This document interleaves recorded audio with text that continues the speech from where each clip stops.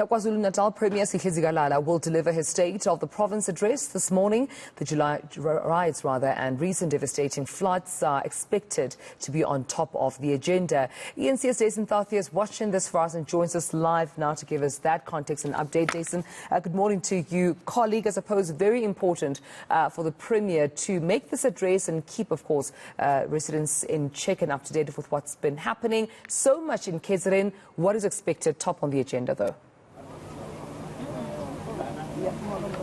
Well, definitely, Tamila. We just arrived here. Preparations are still underway. The final touches really being put on things as we prepare for the State of the Province address. The Premier is expected to get here at about 20 to 10. I was going to have a word with the Speaker of the Legislature, who's now just stepped away. I hope that I can just steal your time.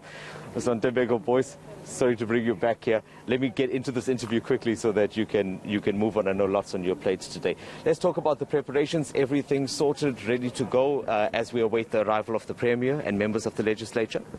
Yes, good morning to you and the viewers. We think that everything is right. According to our plans, we have made all the plans.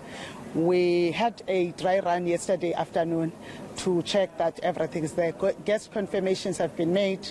We think that we are ready. We are only waiting for the arrival of the members. As you can see, that the Olympia Hall, maybe you had walked in earlier on, the Olympia Hall is ready for our guests to start arriving, and of course the main guest of today, which is the Premier of the province. We have been, as an institution, preparing for a State of the Province address, but it's for the first time that since COVID regulations we are preparing for this big crowd. You'd remember that last year we held it on a hybrid format where we had about 50 guests, but now we're looking to this 1,000 of guests, which is in line with the current regulation. So we think we are. With it being a hybrid event, I mean, we still have that virtual side to it.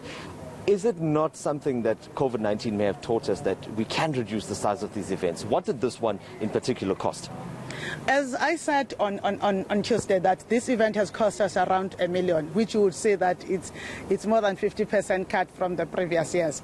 I did say in 2020, I think it was during one of our sectoral parliaments, that COVID-19 is a pandemic that is painful, but there are important lessons that we must learn.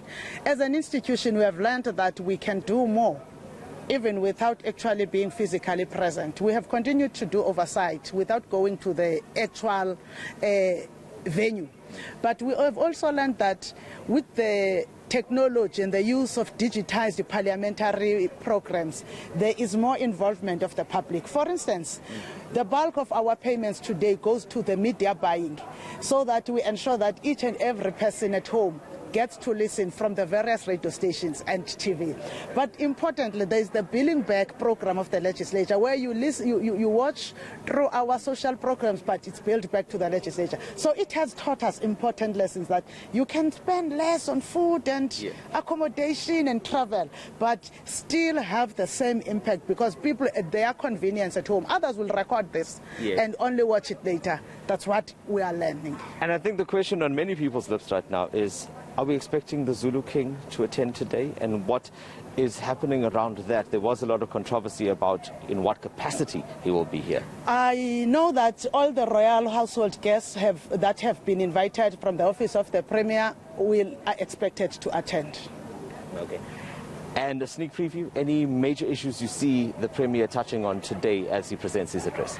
We are expecting the Premier to touch on the issues of unemployment in the province, the issues of crime. You know that the unemployment has been exacerbated by both COVID-19 and the July unrest in the province. So we're expecting the Premier to speak to that. But we further are expecting the Premier to speak on the crime stats. The crime stats have always been looking alarming. But importantly, to speak on the gender-based violence and femicide, because KwaZulu-Natal as a province can't continue to have stations that lead the nation when it comes to that.